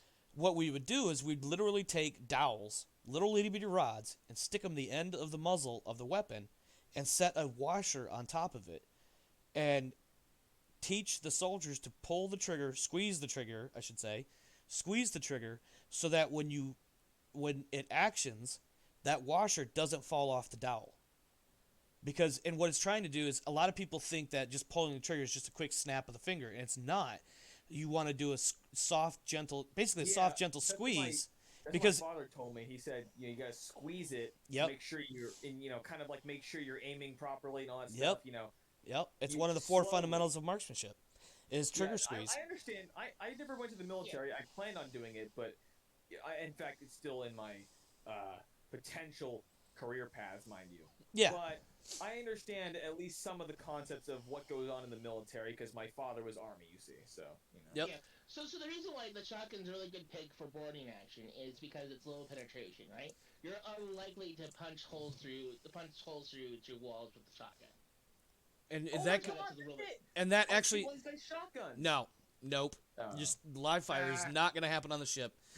Not for training purposes. The army officer is not going to let you check out ammo unless there's an emergency. But here's the thing. So the difference between a shotgun, especially with something that has multiple pellets coming out of it, Yeah. versus a single slug, that single slug takes all of that energy and comes out the barrel with it, right? Yeah. Those individual pellets that come out in a similar fashion come out with that same amount of energy, but it's slightly reduced because X amount of energy is produced when the weapon is fired, Yeah, I and understand. all of it hits the slug. I don't know the actual numbers, but let's just say for the sake of argument, 90% of that energy hits each of those individual pellets. And there's probably some gun guy out there that's like, you are so fucking stupid and wrong. Yeah. But I think you understand what I'm trying to illustrate is that, Yeah. like when he's I talking can't about the walk out of the penetration, armory with yeah, shotguns. in short, you're not walking out of anything with ammo. Well, I mean, I would hope I at least have my shotgun. Eh? Your shotgun Yeah. is also, by the way, your personal In weapons the arm. is supposed to be in the armory. Damn it! Yeah. Yeah, In the armory. yeah. Yeah, no, that's also. So that's a what safety a issue. pistol and rifle is too. It's an armory. Yeah, all of y'all's individual weapons. Like the Well, most shit. you could probably get away with, and even then, it's still a discussion between you and your boss and the captain. Is you might be able to have a small bladed weapon, i.e., a knife, Well, not a sword, a knife. I You was might be able gonna to keep say- that on you in your quarters, but you're not taking a gun out of the armory unless you intend to use it. I probably have at least 2 knives strapped to my person at any given time, even on the suit that I'm wearing right now. Are they visible or are they And I can make obscured? and I'll tell you how. He's got it strapped to his ankle. One strapped to his ankle, and the other is kind of like near the back end of his hip, kind of behind him. Like on the small of your back, sort of. So you know the hip, right? Where you put your belt. Oh, Think okay. Think of that where his second knife would be, but behind him somewhat. All right. So Questionable. he's got one- I'll give he's it some got one on his thought. ankle, Yeah. Well, here's the other thing you have to consider. Who is on the ship trying to hurt you that you need to have a weapon on you? It doesn't matter. It's called being prepared. I hear you. And I'm for just all I'm just giving you food for thought. Listen. My character's mind, and I'm gonna give you an idea so you can kind of like try to like if you ever want to think about this for when you're doing like next like future session or something like that. Think about this from my character's perspective, right? He likes to be prepared for shit. So let's say, like, you know, he doesn't have an enemy boards a ship just for some fucking reason, right? We don't know why. Like some scenario, and he's right there. He has to have something to defend himself, or somebody. Yes, attacking him. I'm gonna counter this, and then we'll get back on track. Your arguments appear to be valid to most. I will point this out as a counter to it, though. You are referring to being prepared for the eventuality of somebody else on board the ship, whether already on or boarding later, and attacking you and defending yourself. And most people would be like, oh yeah, that makes perfect sense. You want to be able to defend yourself. Be prepared, blah, blah, blah, blah, blah. Not knocking it, but consider this. In the real world, a ship at sea is not going to be boarded suddenly, by surprise. They're going to know, you're going to have at least a few minutes minimum, I would argue 5 to 10 minutes from the time you spot a ship on the horizon to when that ship is pulling up beside you and actively throwing people aboard. Now, in space, your sensor systems can reach out anywhere from a light second to... honestly, I don't know the specifics. Traveler 2300 gives some hard numbers. But arguably, you're going to know well in advance before a ship is able to maneuver. And keep in mind, they have to track you with sufficient amount of time to not just track you, but also to decelerate or otherwise match velocities so they can dock and then send people over. Now, we're talking like a couple of hours from when you first identify them as a threat to when they're in your face with a weapon, you sitting there going, I don't have any guns. I wasn't prepared. When the truth is, you had 2 whole hours. Make an argument. A counter. Double counter argument. All right, make it quick. I want you to get back on track. Make it quick. Survival situation. We crash land. I have my knives. Or, better yet, another crewmate attacks me out of nowhere. Okay. I can't expect that. That's not on the sensors. What if he fucking mutts me? Okay. Well, Okay. All right. Slow down. Mr. fucking Paranoia. Mr. Paranoia. Your psychiatrist is calling. He has knives strapped to him, and that's final. Okay, he's not releasing his knife from his ankle. Okay? Anyway. He has that. That will be one of those, I've given you all my weapons, but I really didn't. I'm going to move on. We're going to move on. It's the morning. It is now roughly... You know what? My notes don't specifically give me a time for right now, but you do in the morning receive more news. And by this point, I want to point out too that basically everybody aboard the ship is talking about this. The Habring at the TIS blowing up. More news arrives. You know, communication downloads are a fairly common thing, a few times an hour minimum, especially in a system like Alpha Centauri. Whenever new ships arrive from another solar system, there's usually a point where every ship coming in will basically download, blast all of the message, traffic, communications, messages to whoever's there, and also at the same time receive everything else from everybody else. And so every ship on arrival, on departure, maybe a few times in between, constantly uploading, downloading message traffic, communications, things like that. This is how information gets spread across. Now the problem is messages and information only propagates at the speed of travel. So in a solar system, the best you can do is light speed message. God damn it! Information travels at the speed of light in a solar system. That's the best you can get. Laser communications. When you take that information from one system to another system, many ships, we'll say like 90-95% of all ships, have almost an automated process where they basically blast all the information they have and then download all the information they can pick up along the way. And this is how, when something happens here, eventually people over at another system know about it. And so throughout the night, there's been a few of these downloads and updates and message releases regarding the explosion at the TIS. In short, a second explosion rippled through the Alright, I'm Habring. back. I didn't even realize you left for all of that. I had to go to the back. I really had to pee. I'm sorry. That's fine. We skipped our break, but I'm trying to I'm not rush, but I'm kind of pushing on so we can finish up what I Right. have planned. Sorry about that. No worries, no worries. So anyway, by morning, there's more information about the TIS explosion. A second explosion ripped through the Habring a few minutes after the first. The first explosion appears to have been intentional, but the yield it produced was significantly lower than the second. The second explosion is the one mostly responsible for the destruction of about 25 to 30% of the Habring, narrowly missing the Hab struts. So remember earlier I kind of described it as a ring, probably with 4 struts, and it basically took out an entire section or a quarter of that. Debris has been flung outward, and several ships in the area have reported minor or even negligible damages. Luckily, given the amount of traffic at any one time, especially here in the Alpha Centauri system, there have been fatalities, roughly 16 or so, and another 20 or so personnel aboard the station that were injured in some way. Some are even still in critical or under observation. The news networks have not stopped talking about the blast. Some debris has been spotted burning up in the atmosphere over terrain, and on we'll say a less than reputable radio band. Picture something kind of like YouTube, but it's not like an official news source. So the credibility is questionable as to this. Radio. Yeah, pirate radio, bunch of people as hobbyists who don't always get the most verified information or even accurate information. But on a less reputable radio band, a group calling itself the Hand of the Emperor has claimed responsibility. But as far as anything official goes, there are no known sources or parties responsible. And while investigation is currently ongoing, there's presently no leads towards an individual or group.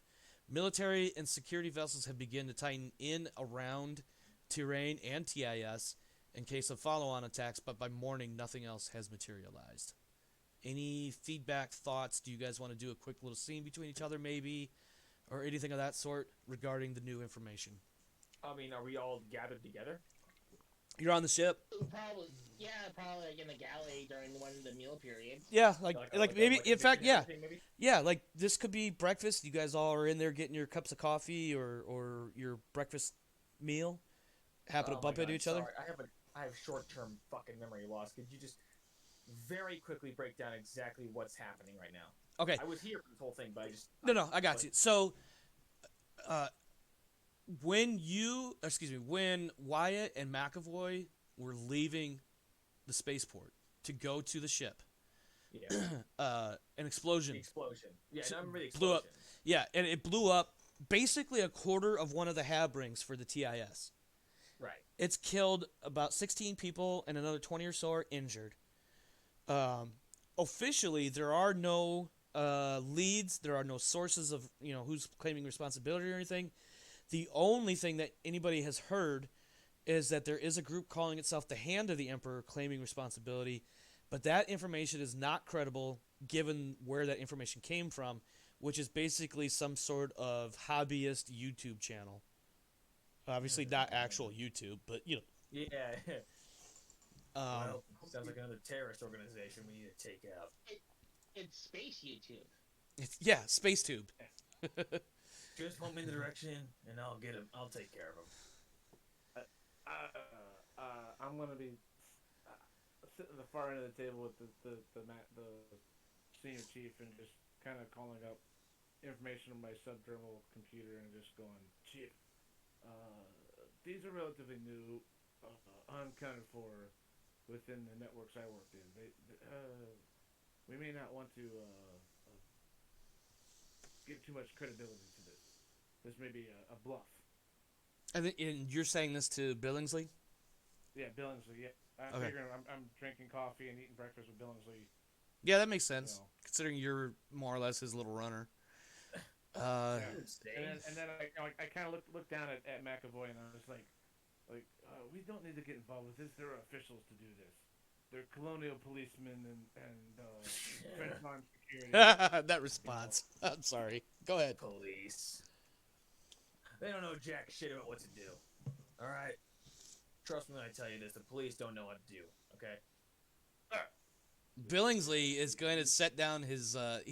So when you say that, Billingsley had like, realizing of course that there's no gravity. So what I'm picturing in my head is like he's got a fork full of eggs, but then I remember there's no gravity. So maybe he's got like a little squeeze tube, toothpaste tube of eggs, and he's like, he's like about ready to squirt some eggs into his mouth, and he's like, well, he just stops and he looks at him. He's like, what do you think we are? What do you think like? And he just shakes his head like he's dumbfounded. For clarity's sake, he's taking the stance of like, there are appropriate authorities to deal with this. They do know how to deal with this. This is not their first rodeo, and he's just kind of like shaking his head at you at McAvoy, and then he goes back to sucking on his egg, and then he's going back to sucking on his egg toothpaste tube. Yeah. You suck on his fucking egg paste, toothpaste, whatever the fuck it is. Listen, I've encountered plenty of police officers, and they don't know jack shit about what to fucking do. All right. I'm gonna throw in. No, we know plenty of. When I was walking the beat of Innsbruck Station, we responded to plenty. Everything from the crazy radical Nurembergans to the some of the more aggressive criminal types and pirates that purlay the French arm. Yeah.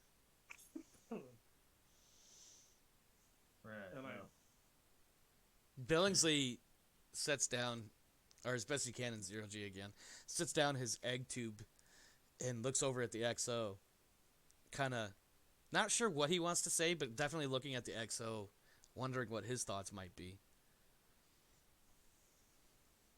And then I'm not exactly in a rush to gallivant into another conflict. I mean, I lost my last ship due to a pirate war. I'm not too interested in jumping into the fray if we don't have to. I mean, police officers are not exactly equipped for this sort of thing. Again, police officers they're fat. No, but there's there's counter-terrorist groups, and that do work, and Flex has been known to help in that from time to time. I mean, I'm kind of surprised we weren't pressed in the SARS work, but we've been sent on our way. Well, I mean, sure, but it'd also be good training for my boys. He kind of glances or nods over to his own troop, You can't shoot bombs until you make them go off. Listen, whatever you all decide, I suppose, but I don't think the police officers can handle this sort of thing. All right? Well, we're not staying in the system. We're heading out another 14 hours or so. For clarity, you guys will be departing in about 3 hours. We're not. We're heading. We're going to Stutter Warp in about another 3 hours. So we're heading. We're going to FTL pretty soon. It's, even if we want to do something, then we can't. From my personal experience, law enforcement are lazy pigs. That's all I'm gonna say.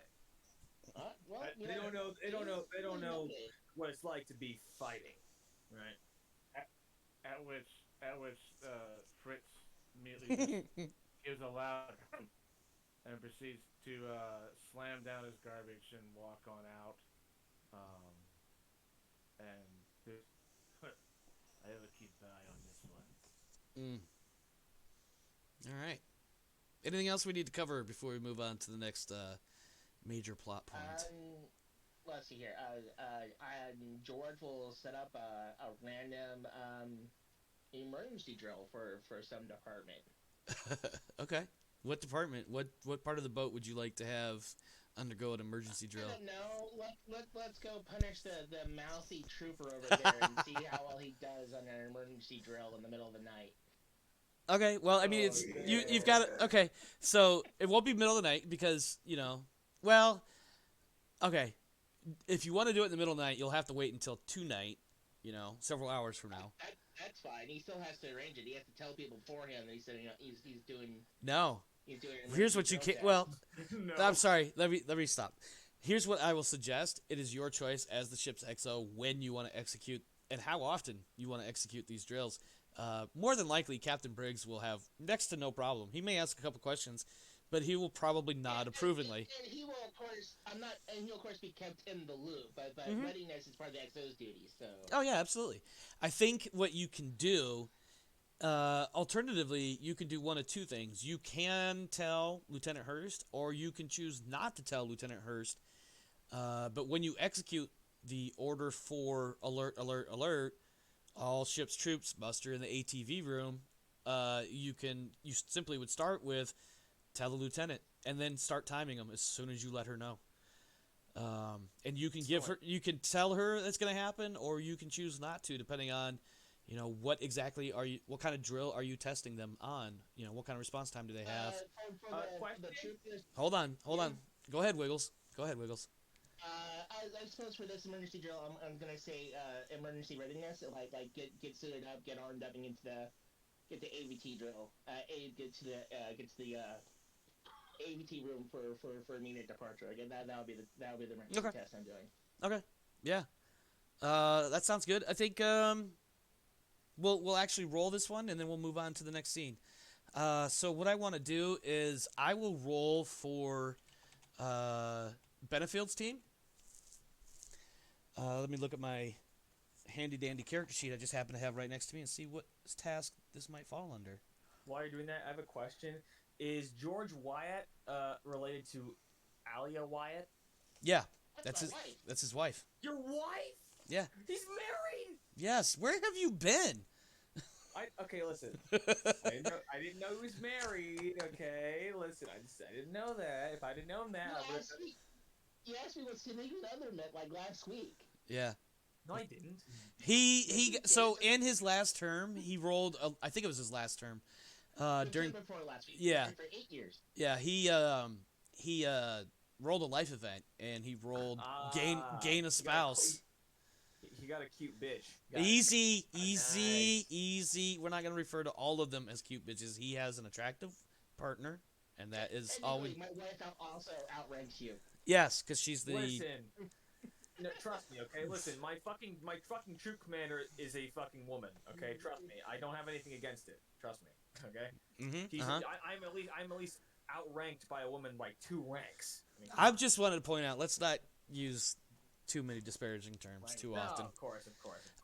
So I'm gonna roll tactics for Benefield. You're gonna roll tactics as well, and you can use your tactics DM as well as your, we'll say, education DM.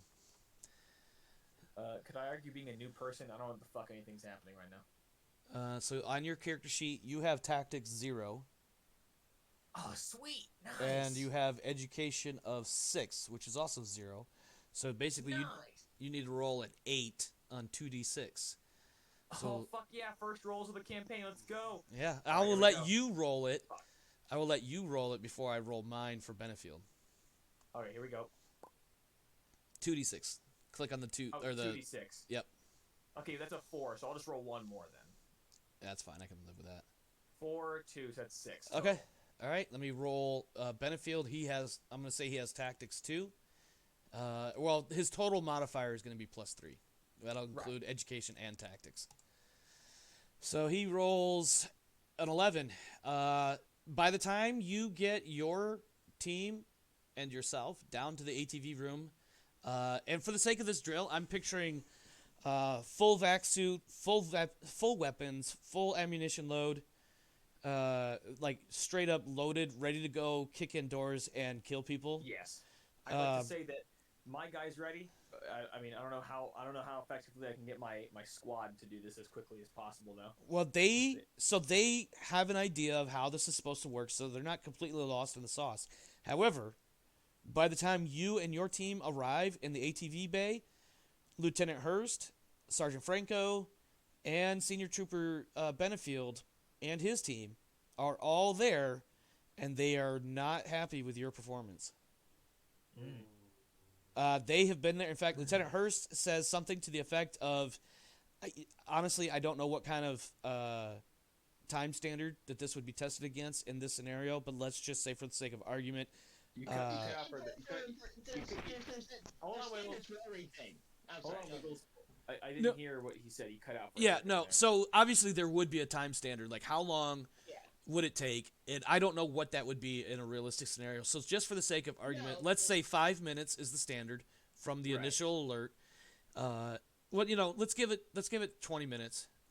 because you do have to make sure your troopers are up and moving, brief them, get them moving, get to the armory, get your weapons, get your armor, get your gear on, and then get down to the ATV bay. So 20 minutes, just for the sake of argument, is probably not unreasonable. Everybody but your team made it at, let's say, like 18 to 19 minutes. You rolled in at about 22 and a half. Yeah, it's just not good enough. My team needs more training. I want to point out that there's times when I've hated this, but times that I know that it's absolutely true. Your team's failures and successes are there's only one person responsible. No, I'll take responsibility. I Yeah. get it. It's my Yeah. responsibility. Yep. I am the troop command or the senior trooper. You Yep. know, in fact, when I arrive and they give me their disappointed looks, I'll understand. I'll be like, yeah. I'll kind of give a salute or a standard or whatever the fuck, right? I'm listening. Clearly, my team and myself need to train more. Yes. Obviously. Lieutenant Hurst quickly points that out and says, yes, you do. Yeah. Stand down. We'll have plenty more opportunities, I'm sure, to get this right. Yes. I would hope Do so. a full, and George will to Hurst, like, do a full review and give me a report on how you'll do better in the future. Alright, dismissed. Yeah. Yes, sir. And within a few minutes, Hurst will send off a quick summary synopsis report, sort of not synopsis. No, that synopsis. There we go. Just a quick initial report of, observations, followed up with, that she'll have a more detailed report, probably within a few hours, that she and you can sit down and review if necessary, to include, of course, a plan of action for how she's going to rectify the problem. I don't want to try to make my character seem any better or nothing like that, but I would hope to God that this isn't my character that's struggling and it's my team. Yes. So let me see if I'm getting this right. Are you asking if the problem with your team's success was you, or was it one of your teammates that was holding the whole team up? Was it the team being less trained, or was it my own personal issue? Yeah. Was it a collective effort or just him? Is it a leadership problem or is it a collective issue? I think. Hold on, let me think about this for a second. All right. Well, hold on. Let's do this. We're just gonna do a quick little roll off, 1d6 apiece. So you roll one, I roll one, and this will influence. So I will wait for you to roll yours. Hang on, I keep painting on the fucking thing. There we go. Well, if you click on the mouse hand thingy, you won't have that problem. Yeah, I know. I'm sorry. Leave me alone. Damn it! There you go. Roll! 5! Okay. It wasn't you that was late. Yes! I'm not sure how important that is to you. I will point out that amongst your three individuals, they, as a group, did not get into the ATV bay. In fact, you may have been waiting for about 45 seconds yourself before they showed up. But all four of you were indeed late. Even you yourself, who was there before your team, you yourself were, you came in at like 21 minutes, and they came in around 22 minutes. Fuck procedure. But anyways, I need to train them better. Yeah. All right, I'm gonna move on just because we're getting real short on time, and I want to get to this next part. Go on ahead. I'm going to summarize what happens over the next several hours, and then we'll have our final scene, and then we'll wrap up. So yeah, basically 12 o'clock, more or less on the dot. Plus or minus a minute. We hear all hands prepare for separation. The ship separates from the station that it's been docked to for literally several weeks. We hear prepare for orbital burn. Everybody across the ship feels some gravitational fluctuations. So with the ship layout being the way it is, similar to an airplane, if your engines at the back of the plane start burning, everybody is flung, in that direction. Which is 90 degrees opposite what you would think for the way the floor plan is. So what ends up happening is that the RCS thrusters, which is normally used to orient the ship, are switched to what astronauts and others may consider to be translation mode. And so the ship basically shoots upwards away from the station once it's clear and orients the ship so that it is moving generally in the direction of Sol until it can get far enough away from the planet to actually spin up the tantalum. Not tantalum, sorry, the stutter warp drive. At which point, probably about an hour or so later, you hear prepare for spin up as the ship moves away from the planet, and then shortly afterwards, prepare for stutter warp initiation. And then what happens here is, we talked about this briefly during Character Gen, but for the viewers at home, at the core of the ship is fundamentally a long rod of this material called tantalum, which is a real isotope. And the game basically insinuates that once tantalum starts rotating, spinning, whatever, at so many RPMs per second, which is in the thousands, if not tens of thousands, it creates some sort of what did Lee call it last week? Quantum tunneling or something like that? Does that sound? It's like a quantum. It's not really a quantum tunnel, but it's like a quantum hole. Yeah. Yeah, that sounds good. Yeah. So basically, like go ahead. Event Horizon movie. Yeah. So Think of the basically, Event Horizon movie. So basically what happens is this tantalum rod starts spinning, rotating, at such a point where it creates a field around the ship, and the ship basically blinks several meters away. So in 1,000th of a second it is here, 1,000th of a second later it is a few meters or a dozen meters away, and it does this multiple times per second. In effect, it effectuates actual transit.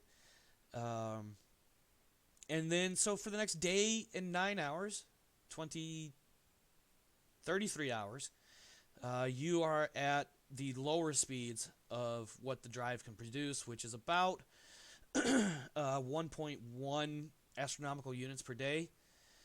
Nice. And then by this point, you're far away from, well, not far. You're like 150 million kilometers away from terrain by a day later. By the time you actually kick over to full-on FTL, you're probably closer to 200 million kilometers. Excuse me, which is a significant distance in space. Well, at least within a solar system. And then finally, you hear the last one. Prepare for all hands prepare for FTL translation, and you now spend the next almost 2.5 days in transit. Fuck yeah. And you now have left the Alpha Centauri system, and you're currently somewhere else in between, in the void. There was a couple of things I had planned, but unless anybody was going to be sitting on the bridge, it's not terribly important. And even if somebody is on the bridge, it wasn't terribly important. Well, I will say this: I'm going to walk around.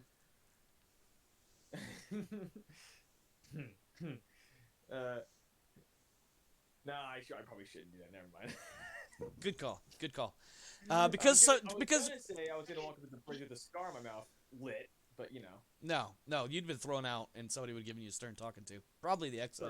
It's thrown out in the hyper whatever. Well, no, you'd have been thrown out of the bridge and told to get the fuck out of here with that. Our closing scene, as the camera fades away from our last moment with the ship as it zips through space, it transitions to a scene: a man shrouded in shadow, his hand holding a small cylindrical device, and we don't get a good look at him. That's like literally all we know. We see this person in the shadows, but we don't really get much else as far as indication as to where he is or even when this is. But we do hear him say, "The first strike has been dealt. Everything has transpired exactly as we predicted. No appreciable changes in their procedures." And then there's a pause. Cool. And then finally, proceed to phase 3. Alert to Dukes. And the man steps out of the shadows, and for a brief moment, the viewers are allowed to see that he is wearing what appears to be a naval uniform, although the specific nation cannot be easily discerned. And the individual continues to move away from where he was a second ago. He passes a trash can, he opens it, and he drops his little recording device into, and we cut to black. And that is it for tonight. Awesome. That was a very good session. I kind of wanted to. I want to walk around with a cigar in my mouth, but I don't know. I might get killed for it. You know, I don't know. You can walk around as long as it's not lit. Yeah, if it's not lit, nobody. I mean, if I don't know if anybody else here smokes. I do, and I will tell you that. And I will tell you that even if you have a cigarette or a cigar that has been lit and it's no longer still burning, it still produces a smell. Like, once it lights, it's got a smell that's not going to go away. No, he's walking around. Most of the times, if you're talking to McAvoy, his cigar is probably lit, more than likely. And he's always smoking one or puffing on one of some kind or another. Well, I think... Much of this, I mean, people can fucking with him all he wants. Hell, he can get demoted. He's going to do it. This is his thing, okay? This is his fucking aesthetic. I think at some point, you're going to have a conversation with the captain regarding your tobacco use. Listen, buddy. Let's go ahead and do some wrap up. Individually, a little bit of feedback, whatever you got for tonight's episode, and then your outro, saying goodnight to everybody, whatever you want to say or bring up, either to myself and or the audience. I'm just going to go in the order of how Discord has it laid out. So I'm going to start with Charles. My friend, please, final thoughts, feedback, if you will, and some closing thoughts for the viewers. I think this sounds interesting.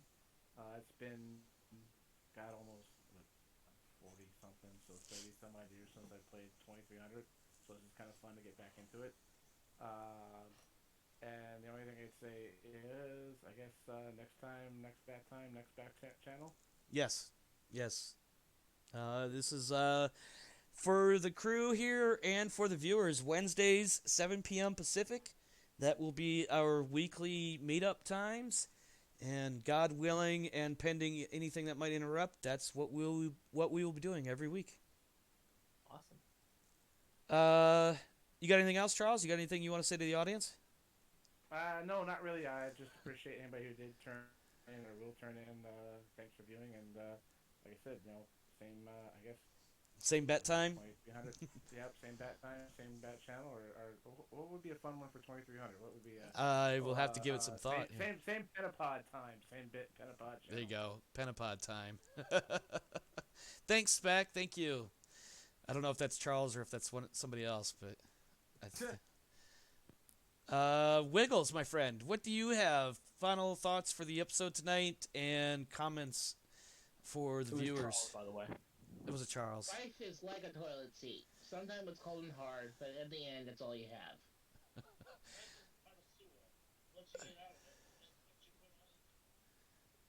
That's also. I don't know if anybody else heard that. I heard it. I heard it.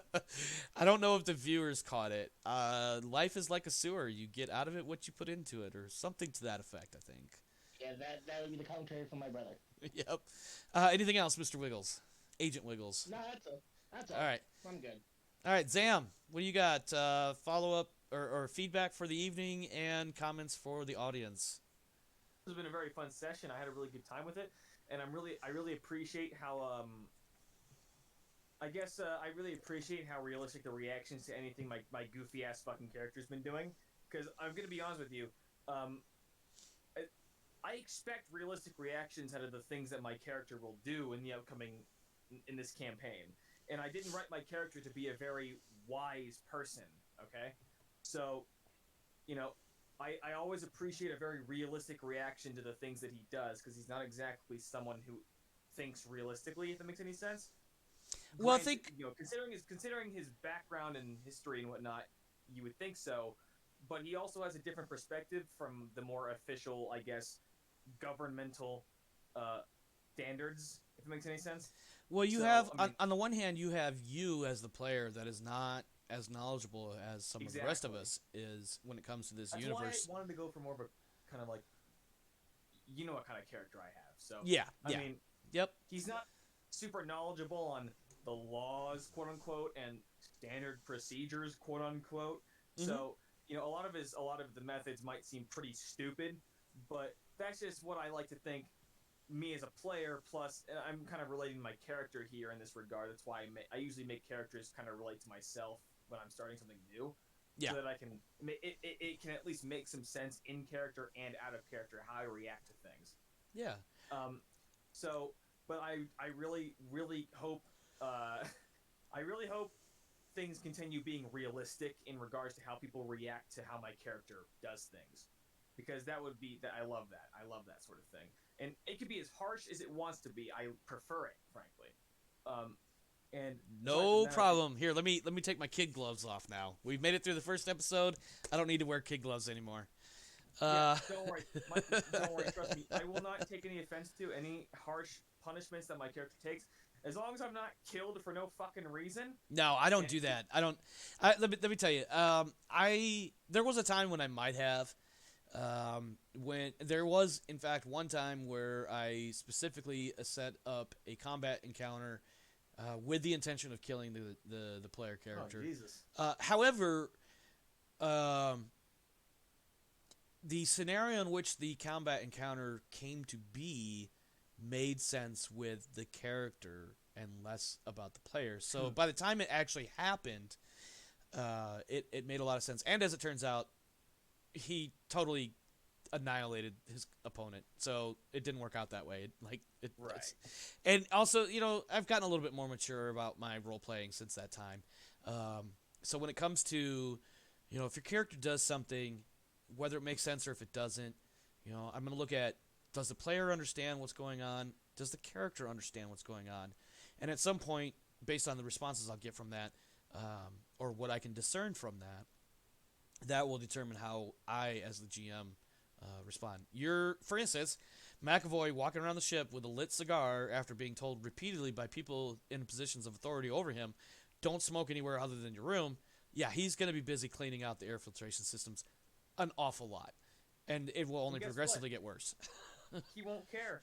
No, In fact, I no, hope he that probably won't. happens, I think it'll be frankly. an interesting character point. It might be slightly irritating on some levels, but as far as a stubborn ass hat character, after a year, he'd be like, okay, all right, fine, I get it.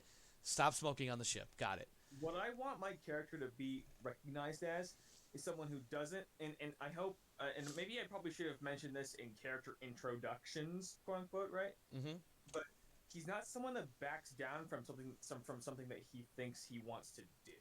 No, that makes sense. That makes sense. Like, but also keep if in mind, he wants to fucking hold on. smoke openly in the hallways, he's gonna do it. And if someone forces him to fucking clean the ducts out for a whole month or something like that, fine, whatever. He's not gonna stop smoking in the hallways, and nobody's gonna stop him unless they fucking fire him, more than likely. But also keep in mind that in a realistic sense, that there does come a point where enough is enough, and maybe the lesson has to be learned. Listen, if he gets punished to a degree where it's actually firing, he'll probably stop. But since something like that's happened yet, he's gonna probably smoke in the hallway, and nobody, and unless somebody smoking in the boys' room. Anyway, all right. He's gonna be encountered doing it. But yeah, I had a very fun session today. This is very good. All right. Any comments for the audience? I know you don't. I know you get nervous when the audience is brought up. I don't mean to throw you out there like that, but if you do have anything, acknowledging the audience, but the audience might be there. I hope my voice acting wasn't shitty. If anything, I gotta. Really. Yeah, if anything, I just gotta turn your volume down a little bit more. You're a little bit louder than the rest, but that's audio shit on my end, and I'm not very good at audio engineering of any sort. But anyway, sorry. No worries. All right, my friends, that is all I have for tonight. I am, of course, Omar Krieg, game master, storyteller, referee, whatever title you want to use for Second Star. I hope you enjoyed the show. I hope to see you again next week as we continue our adventures through space. I had definitely had a lot of fun, and I have been wanting to do a Traveller 2300 game in the current iteration as what you see here. Probably about 2 or 3 years before I finally got into a position where I could actually try to put some stuff together and make it happen. I will point out, and this is just one of those, how you always see your own flaws long before you see other flaws, if that makes any sense. I want more visual aid stuff. It is in the works. I'm trying to put some stuff together. I just wasn't able to get everything together the way I wanted to for tonight. And I also spent a lot of time sitting over here on this side of the table. So real fast before I wrap everything for the night, our players are this little blue pawn right here, and they've been sitting around Alpha Centauri, which is this orange blob, right next to the big black blob that says Soul. And when we come back next week, as a little bit of enticement to what we're going to be doing, we are going to Mars, as has been hinted at already. We're going to do some Arnold Schwarzenegger, get your ass to Mars, and maybe do a little bit of wheeling and dealing. And maybe we'll find out more about this mysterious group of people trying to blow shit up. But that's all I got. Hope you had a great time. Can't wait to see you again next week. Thanks for stopping by. And, yeah, have a great night. Get out of here. You're still here listening to me talk, and I'm running out of words very fast. Anyway, you guys have a wonderful evening, day, night, morning, whatever it is for you, wherever you are. And there goes my table. All right, man, I went out of here. As well, man. I'm going to see you all later, hopefully next week.